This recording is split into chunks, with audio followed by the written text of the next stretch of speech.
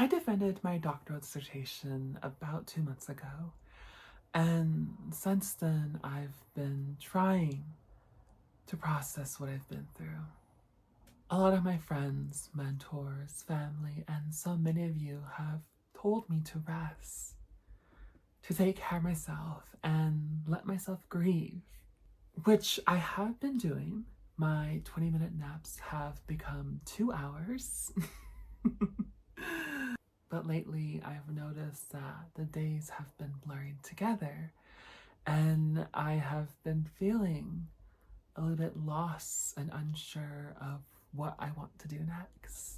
For the last 5 years, I have been so determined to finish this PhD and to become Dr. Charlie Amáyá Scott.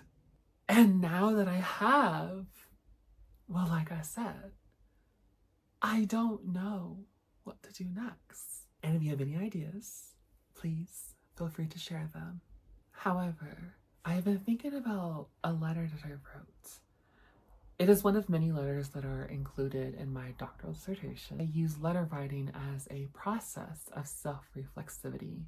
And so in my doctoral dissertation, there are letters written to my mom, my loved ones, myself, and my advisor. This letter is meant to provide insight into what I endured over the last 5 years, and I want to read it to you.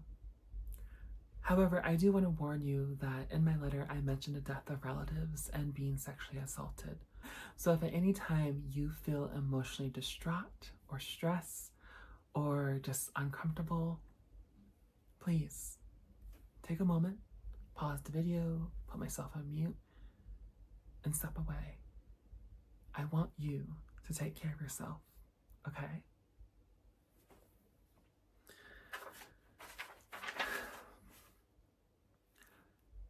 April 3rd, 2024. I started this doctoral program in September of 2019, almost 5 years ago. A month later, my grandfather passed away, and I never had the chance to say goodbye. For the first time in my academic journey, I requested incompletes for all of my courses, with every intention to finish them in the following month. I just needed some time to be with my mom. But in December 2019, I was sexually assaulted and have never been the same since. I was given until the end of the year to complete my courses, yet I was forced to complete them in February of 2020 because an Indigenous scholarship threatened to put me on suspension and no longer fund me if I did not address the incompletes. Interestingly, they have funded me ever since I started this doctoral program. Then a month later, in March 2020, the world experienced a global pandemic, and I returned to my homelands to be with my family, becoming the primary caretaker of 3 brilliant Indigenous boys whom I am thankful for every day because they brought me back to life when mine was taken away. We stayed in isolation together for months, and I have never left the house. I didn't have a room in my childhood home, so I slept on the couch, attended my classes in the evenings, and took care of my cousins during the day, helping them with homework and their own classes that were online. This became my norm until they returned to their mom and I returned to Denver to begin the second year of my doctoral program. I decided to return because I needed to focus on my courses and I needed access to the internet, which was very limited on the Navajo Nation at the time. However, I returned home at the end of October because the 3 boys returned to my mom after they were abandoned once again by their own mother. Unfortunately, we later found out she had COVID, and the virus spread amongst my family. Throughout November and December, my family and I suffered from COVID and its lingering symptoms. However, I felt well enough to return to school in January 2021. But a month later, 2 of my cousins died, and my mom asked if I could return home. Once again, I did. I share all this because I need you, the reader, to understand how difficult the first 2 years of my doctoral program were. And I would never wish what I experienced in those 2 years on anyone. Afterwards, things remained relatively calm for the next 2 years. And I was lucky enough to experience love for the first time in 2023, till my heart was broken a few months later in November. I didn't recover from my heartbreak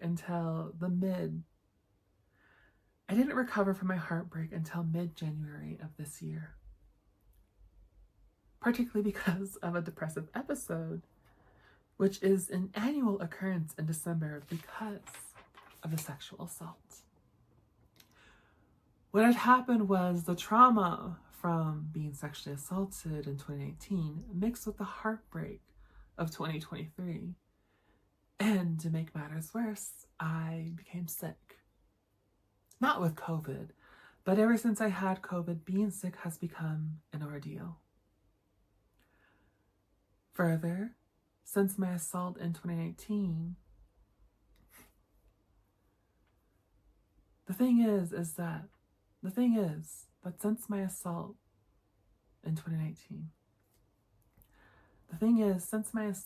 in 2019, my mind and body always go numb.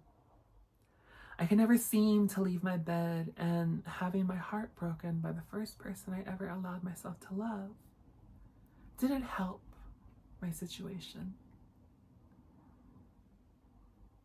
Throughout the month of November, I didn't allow myself to process the heartbreak because I needed to be social, I needed to be engaging, and I needed to be brilliant at conferences, at panels, and universities.